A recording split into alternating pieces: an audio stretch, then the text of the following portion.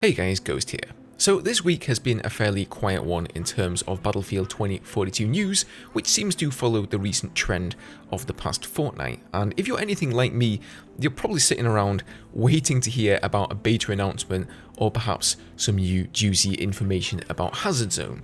Now I can't provide you with either of those things. Well, okay, maybe I can provide you with a bit of one of those things. So today I've got a bit of a mix of things for you.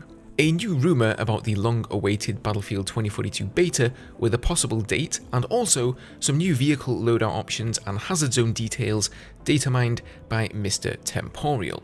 So I think we all thought we would be getting the beta test on the 6th of September, and right now we would be frolicking in the green grass of Orbital or whirling around inside a tornado on Hourglass, but it simply wasn't to be. There were lots and lots of signs leading to the beta being on the 6th. I think we all fully expected DICE to be at Gamescom and announce it there, but they didn't show and didn't even give us a heads up that they wouldn't be present. Tom Henderson, who, love him or hate him, has been correct about a lot of leaks in the past, also thought this was the case based on his sources. The reputable electronic store MediaWorld listed the same date, September the 6th, on their Battlefield 2042 listing.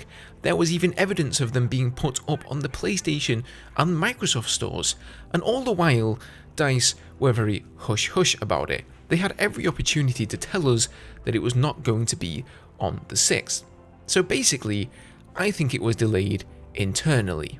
Now all DICE have promised us officially is that it will be in September, so officially they're still on time. But it really does feel, based on the lack of communication and the myriad of leaks and pointers, that they did probably intend to release it on the 6th, but decided to wait a couple more weeks to fix whatever needed fixing after the alpha test most likely. So the new date that is rumoured and is looking increasingly more likely by the day is September 22nd. Tom Henderson has apparently heard this date from his many apparent spies on the inside at DICE, or whoever it is who gives him this information, and he's so certain of himself this time that he's promised to give away 10 copies of Battlefield 2042 if the beta does not drop on the 22nd. That's how sure he is of this leak. So 10 copies, $60 a pop, that's $600 worth, and even more if some of them are console copies.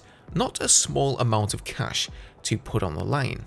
In addition to that, the official Battlefield 2042 soundtrack is also set to release on the same day, September 22nd. Now the reason for that could be that when we get our hands on the beta, we'll already be hearing multiple tracks rolling back to back, and well, it just makes sense to make the music globally available at the same time. Now all of this uncertainty definitely has some of us concerned. If the beta test runs for an entire week and finishes on the 29th, while the full game releases on the 15th of October in early access, that's a little over 2 weeks between the end of the beta and the release to fix any potential bugs or issues, and in that case, I wouldn't really class this as a beta test, but more of a demo. What you see is definitely what you're going to get. In the most recent gameplay we saw with the specialist teasers, I think many of us were still surprised that the game, didn't look as finished and polished as we had imagined, with things like the kill feed, the revive animation, and hit markers all looking unfinished or just downright broken. Luckily, some devs quickly took to social media to put those fears to rest, stating that this was an older build and definitely not final. In any case, one thing is certain, you will get to try the game this month before you buy it, and, well, DICE are really going to have to impress us with the quality of the final product. But personally, I really can't wait. I just really hope it's a success.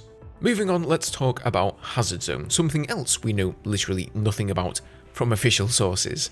However, luckily for us, Temporyal has been hard at work mining away.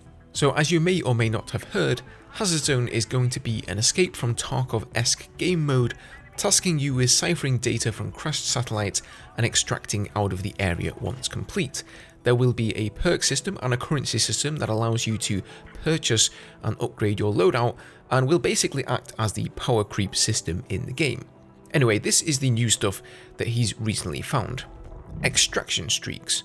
So these look to be some of the bonuses that you'll get in Hazard Zone if you manage to go on a streak, which I assume is extracting multiple times without either dying or losing the game in some way. So you'll notice streak discounts there on different items in the shop, as well as the currency, which is apparently called Dark Market Coins. Then you will have access to different perks such as starting armor, faster healing, or loadout insurance, with some perks having different rarities or tier levels to them. Soldiers will need a certain streak value to gain access to these perks, and if your streak breaks, you'll probably lose access to some of the better ones. So that's definitely sounding very high stakes, as DICE put it themselves. Given what we know about Hazard Zone only via leaks and data mining and whatnot, it's sounding really interesting, and I hope it's actually a fairly competitive and fun game mode. Alright, last but not least, let's talk about one of the coolest new vehicles in Battlefield 2042, the M5C Bolte, aka the Ripsaw tank. Apparently this thing is going to have the ability to lay mines. Now, mines have been in Battlefield games for ages, but it's usually been the engineer class that's laid them down. It now looks like they might be a vehicle thing instead. I think that's always a good idea, because personally I never found laying mines particularly interesting as infantry. So there are 3 different kinds that he found: default, cluster, and incendiary. Just the other day we heard that Sundance's explosive gadget would also have these 3 options, so it sounds like cluster and incendiary devices are kind of a theme for a lot of gadgets and vehicles across 2042. So the Bolt also has the smoke launcher, smoke discharger, and system repair available just like the other vehicles, and then the top gunner can use a 30mm cannon, a minigun, or a guided missile. Very interesting stuff there. Once again, that minigun loadout option has popped up in a lot of places, so expect to see plenty of those in 2042. Alright guys, that's it for today. I really hope we hear some solid news from DICE, because I'm going to be honest, us YouTubers are mainly clutching at straws these days, and it'd be nice to see, hear, or just know something about the game, like from an official source. So come on DICE, let's go. Thank you as always for watching the video. Leave me your thoughts down below, and I will see you in the next one.